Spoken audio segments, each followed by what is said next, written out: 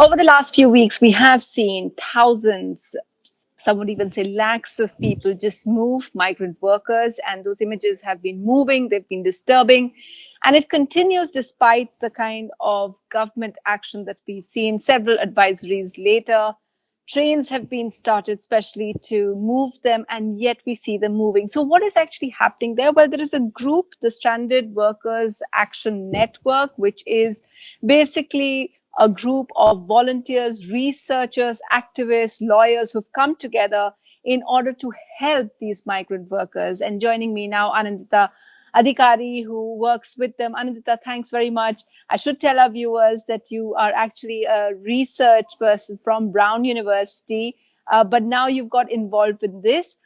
So I've just seen, I know that you've done several reports, and those reports are very disturbing about how majority of the workers who are moving, they don't have any ration, they don't have food, they don't have wages, and that's why they're moving. So on the record here, what I'm trying to do is to get your voice across to many more people so that everyone gets an understanding of why is it that they're moving, what is the problem that they're now facing. So let's start with today's. We are seeing visuals of railway stations which are very, very crowded.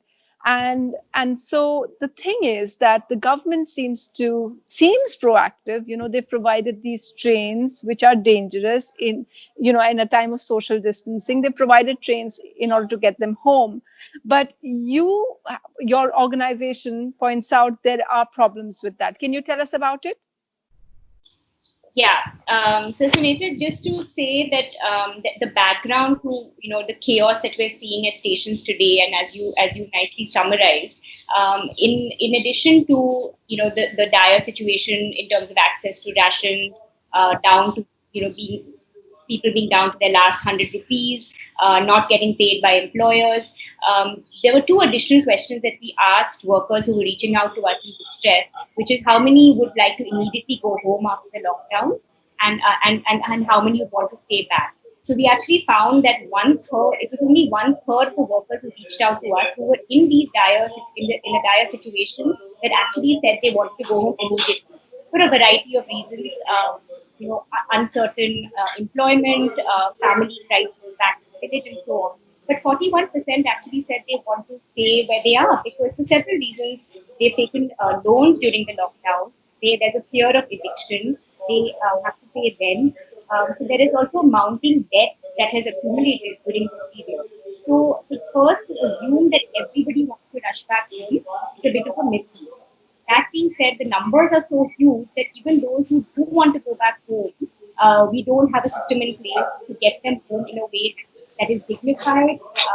So it's been really disturbing to see reports of workers being run over on railway tracks, of a young mother who had to deliver her baby on the side of a highway. And all of this to say that the Ministry of Home Affairs has been issuing order after order, conflicting orders, confusing orders, and it had issued an order for the travel of Indian nationals abroad on the 5th of May, but we did not see any standard operating procedure or protocol being issued up until yesterday. Yesterday, the MHA issued an 8-point order, which frankly is incomplete, vague, and highly insufficient to deal with the utter chaos that we're seeing and the reports that we're getting from migrant workers across Okay, the country. Anindita, I want you to, you've made quite a statement there. I want you to break it down. So you say that the MHA's order is vague and that it really doesn't serve the purpose. And I've just been through your report where you point out why this is so. So let's just take a, specifically look at a couple of points. You're saying one, that the whole process of buying the tickets is very, very problematic because they can only do it online. And is that a problem because of the lack of smartphones or access to phones that the workers would have? Right. So what we just put out a short report and a release which actually points out 10 gaps in the 8-point SOP, and these gaps are actually glaring, gaping craters, really, and what is leading to the chaos on the ground. So, firstly, the SOP says nothing about how offline registration and online registration will be streamlined. So, the bulk of registrations for travel is not taking place on online portals, but it's taking place in thanas, taking place in the form of lists being sent to nodal officers and district collectors. But there's no way of collating this information and even getting a picture of how many people really want to travel at this time.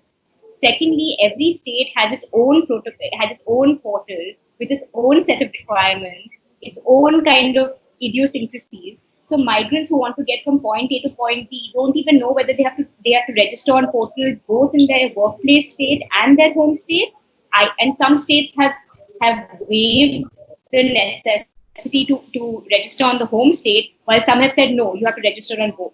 Thirdly, there's no protocol for how information will be disseminated to workers once they have registered. So just like you and me, we would want to know our status on a train that we are booked on or have registered for. There's no way of informing workers when they will travel, whether they will travel. Also, what I found fascinating is that you said that many people, because we saw it became a political issue as well, many people have offered to pay, and that the migrants don't have to pay if they can't afford to pay. Then, but they don't know how to or who to apply to if they want to get that waiver. Right. So that's another unfolding mess. There's an emerging black market, frankly, where workers, we're just getting reports of workers who returned to Bihar, actually to Sanjay Sani's village in Muzaffarpur, who you spoke to earlier in the day. He just informed us that a group of workers has just returned from Delhi in a bus for which they had to pool together 1.5 lakh rupees to get on this bus. So travel agents, bus companies, they're all charging amounts basically to cover their own costs because there's no clarity on who will pay and how these workers will get home. So there has been so much flip flop with the center first saying, fees will be charged, then the center taking a step back and saying, no, there will be this center state sharing. Then some states saying, no, we will bear the cost. In fact, we will provide a compensatory amount to workers when they return to our home states, like the Bihar government has said. Well, and is it true? Because I just heard that some people who are trying to book, they have a waiting list of 3 lakh. Is that true or is that exaggerated? So we've been trying to get the numbers from state governments. We've been asking very simple questions as citizens who have a right to know, which is how many registrations do you have? How many on who have registered have been confirmed, have been given confirmed kind of seats on trains? How many have actually gone? These are very basic questions that we need you know that the Indian people need to know. Migrants need to know first and foremost. But you and I should be able to ask this question. This information should be available publicly, but it's not. So, Anindita, the other thing is that, we heard the Prime Minister yesterday, we heard a lot of the chief ministers yesterday. They all seem to feel, and I think that you're giving brand new information. You're saying that a lot of workers actually want to stay because it's a financial need, which is why they left their villages. They need to stay as well. But so is that something you said that was how it was in the first lockdown? Now we're going into lockdown. Um, the fact that labor laws are being changed, a lot of people they're starting economic activity. Is that something that stands even now? Give us a sense from the calls that you're getting. Yeah. So two things. I think the important thing to clarify, while the majority, based on the data that we have, based on the calls we are getting, it's interesting that the majority didn't actually want to go home immediately. However, they have been treated so poorly over this 40-day lockdown period, and the uncertainty of work reopening is still so high that they are fed up and they're desperate to go home, just like you and me, to go home and they're saying हम लोग घर जाएंगे, 1.5 महीना घर में रहेंगे, फिर वापस आ जाएंगे, कमाना है, खाना है. So it's not that they think that life will be made once they go home.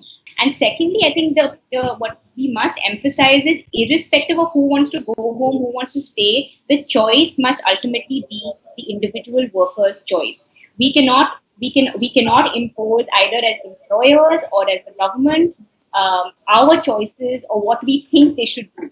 They have to be able to act autonomously. Those who want to go should be allowed to go, and those who want to stay should stay, and work should be reopened. That's another set of issues. But the point is that we cannot strip workers of the right to choose. Well, that's perhaps, I really hope that those at MHA, policymakers who can make it happen, they're listening to what you have to say and make it happen. Thanks so much, Anindita, for telling us about that. Thank you. Thanks.